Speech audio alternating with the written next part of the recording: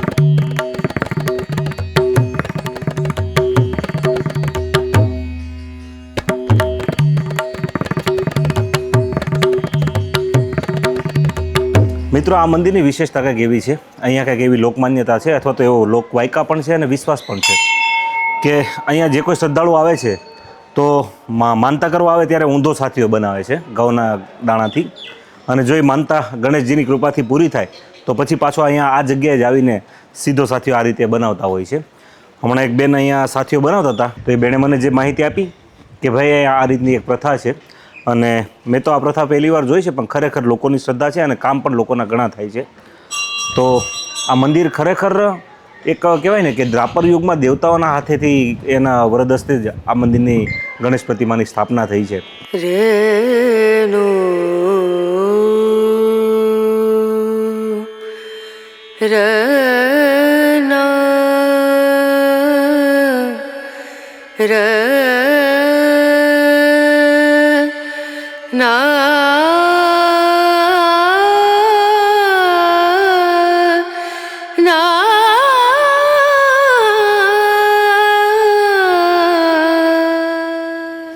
મિત્રો, એવું કહેવાય છે કે આ વિષ્ણુ મંદિરની અંદર તમે સવાર, બપોર અને સાંજ 3 ટાઈમ આવીને વિષ્ણુ સહસ્ત્રનો પાઠ કરો છો તો તમારી આદિવ્યાધિ અને ઉપાધિ ભગવાન વિષ્ણુ એટલે કે લક્ષ્મીપતિ તમારી આદિવ્યાધિ ઉપાધિનો નાશ કરતા હોય છે.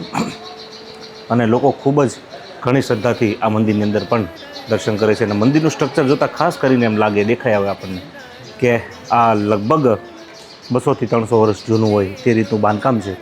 અને આ જગ્યાની, આ પરિસરની વાત કરું તો જ્યાં દેવતાઓના હાથેથી ગણપતિ મહારાજની પ્રતિમાનું સ્થાપન થયું હોય અને ડાભી સૂંઢવાળા ગણપતિ અહીંયા જો હાજરા હજુર બિરાજમાન હોય તો ત્યાંની કહેવાય ભવ્યતાની તો બીજી શું વાત કરવી, કારણ કે રિદ્ધિ સિદ્ધિનો જે દાતાર દેવતા છે એમનું જ આ મંદિર છે અને એમનું જ આ ભવન છે.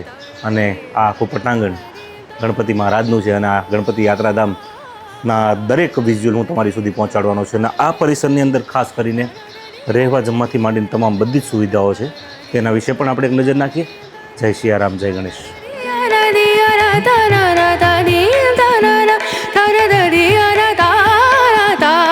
એરાવતી નગરી એઠોરમાં ઐતિહાસિક અને પ્રાચીન એવા ડાબી સુંધાળા શ્રી ગણપતિ દાદાની મૂર્તિની સ્થાપના દ્વાપર યુગમાં દેવોના હસ્તે રેણુ માટીમાંથી થયેલ છે, જે ભારતભરમાં અલભ્ય છે.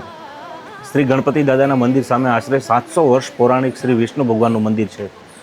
દર વર્ષે લાખો શ્રદ્ધાળુ ભક્તો શ્રી ગણપતિ દાદાના મૂર્તિના દર્શન કરે છે અને ધન્યતા અનુભવે છે. તો આવો અલૌકિક મૂર્તિના દર્શનનો લાભ લેવા સૌ શ્રદ્ધાળુ ભક્તોને હાર્દિક આમંત્રણ છે.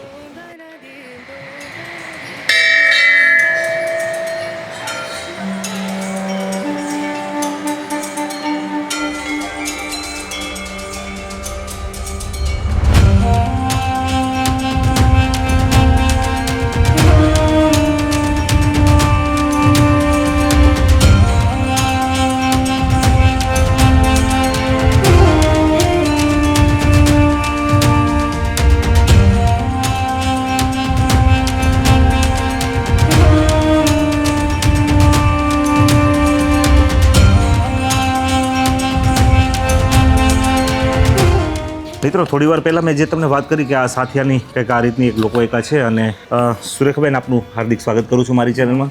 આપ ક્યાંથી આવો છો પહેલાં આપનો પરિચય આપો. અમદાવાદથી આવી છે. અમદાવાદથી આવો છો. હા, તમારી શું માનતા હતી? મારી આ બાબાની માનતા હતી. અચ્છા. આની સગાઈ થઈ જાય તો હું સીધો સાથીઓ કરવા આવીશ.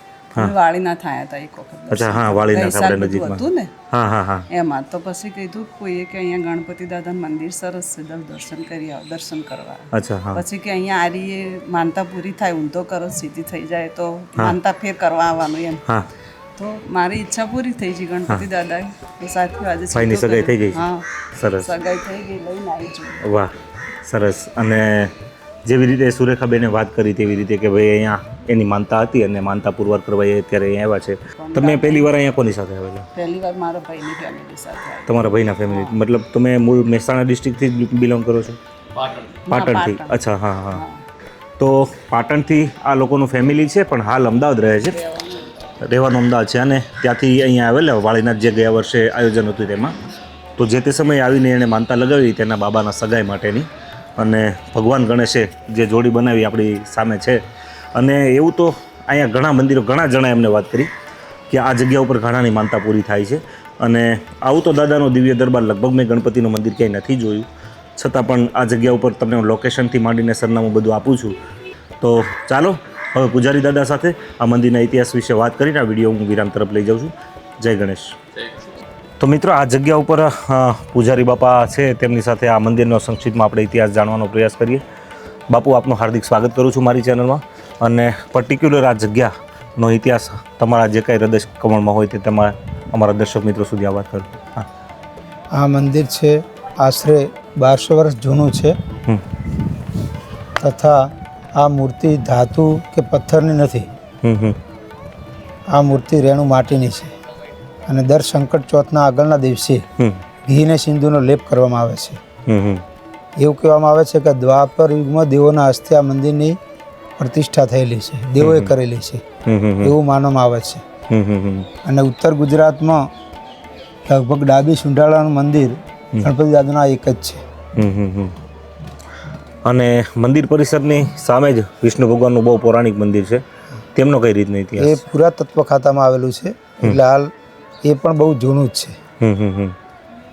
કારણ કે મંદિરની બાંધકામ અને એની કહેવાય ને એનું સ્ટ્રક્ચર જોતાં લાગે આપણને ખૂબ જ ઘણા વર્ષો જૂનું છે, પણ જે તે લખાણ લખેલું છે 700 વર્ષ જૂનું લખાણ આશરે છે તેવી રીતની વાત છે. પણ મને પાકો ઇતિહાસ ખબર નથી એટલે મારે બોલીને પણ પાપમાં પડવું એ કંઈ યોગ્ય ન કહેવાય. પણ છતાં પણ આપણે જોઈએ મંદિરની નકશીકામ તો ખરેખર ખૂબ જ આહલાદક મંદિર આપણને દેખાય, નાનું છે પણ.